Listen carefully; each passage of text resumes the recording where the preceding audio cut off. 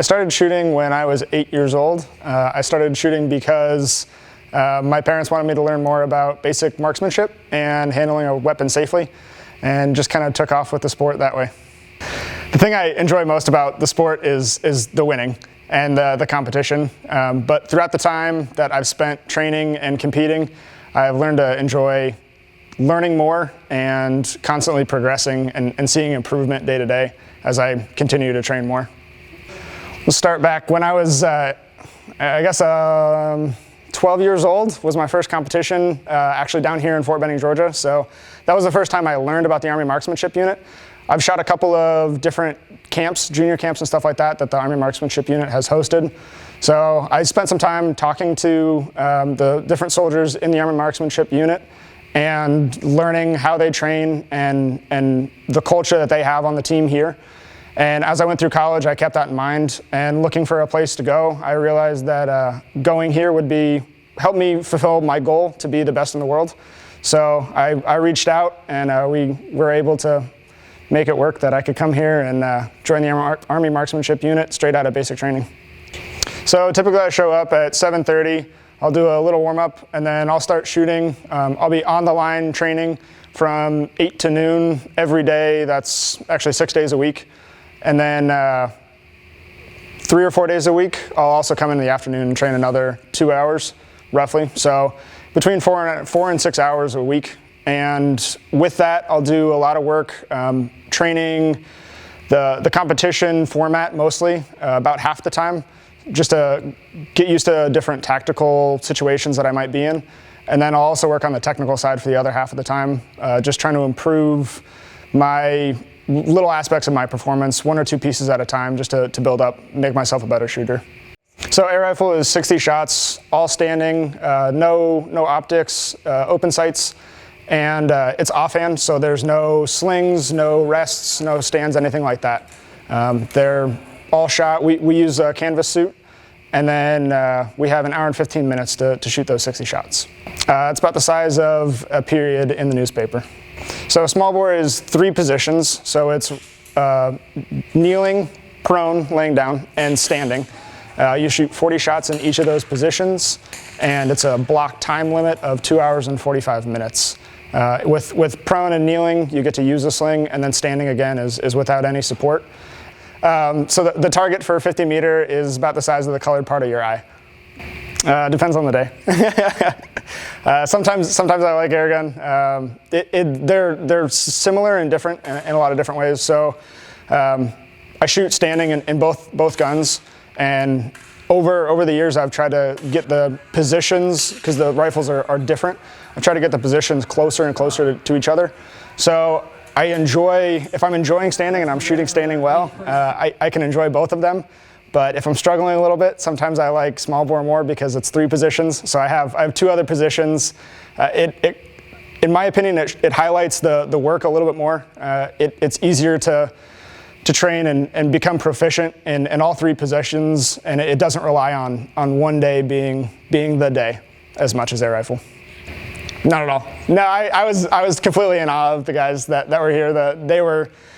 I remember talking to Jason Parker when he was here, and he was a couple-time Olympian and several-time world record holder, and he was just the guy. Like it was really cool to talk to him, and Sergeant McPhail as well.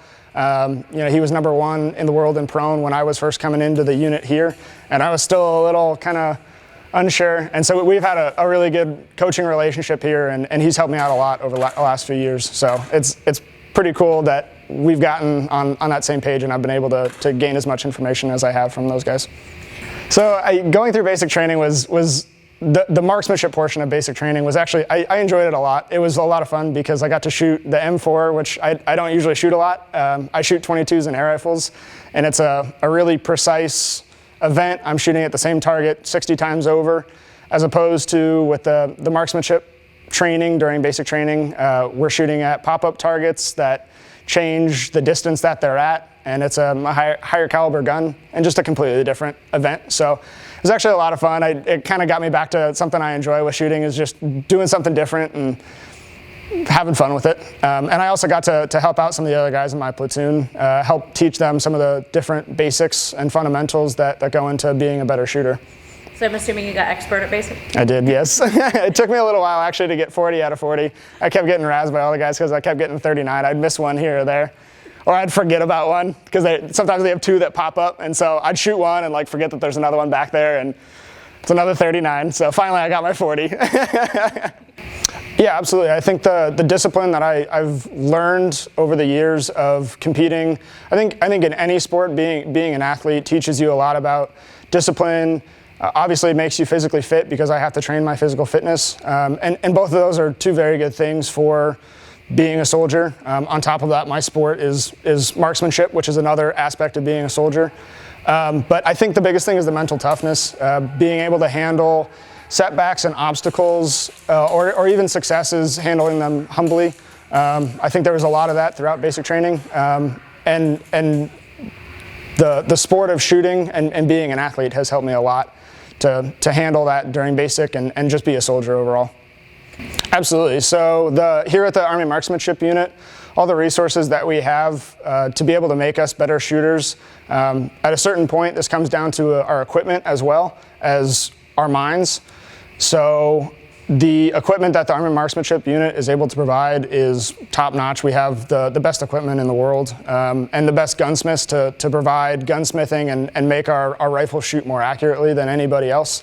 And on top of that, the culture that we have here, the working hard, competing relentlessly, all the values that I've held throughout my career are kind of mirrored back with several of the shooters here. So it's really great to be able to train around them and feed off them in different times and gain more knowledge from them as well. We have several Olympians, a couple Olympic medalists here, so we're able to talk a little bit more and learn different strategies towards handling certain situations. So it's all helped quite a bit, making me the shooter that I am right now. So yeah, controlling your emotions and your thoughts at all times is huge, I think, in any sport, but ours is so mental that really applies, especially with how consistent things have to be. I have to do the same thing every single time for 60 or 120 shots, depending on the event. And if I mess up, it's pretty obvious in the outcome. So I need to be able to control what I'm thinking, how intense my focus is, and any emotions that I'm feeling, just to be able to focus the way I want to on an individual shot.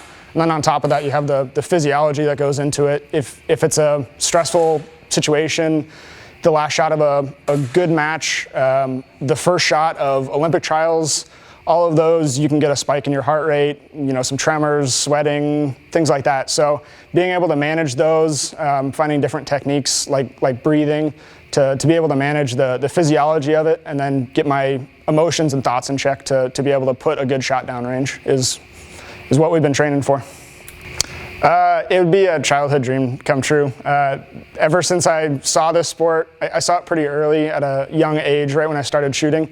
Saw a couple Olympic gold medalists in the sport of shooting and really set the goal right off the bat to do that. So this is a step towards the goal of winning Olympic medals and becoming the best in the world, which is the end goal. But in the meantime, I've wanted to be an Olympian for 15 years or so now, so it'd be a really awesome validation for some of my goals and all of the work that I've put in.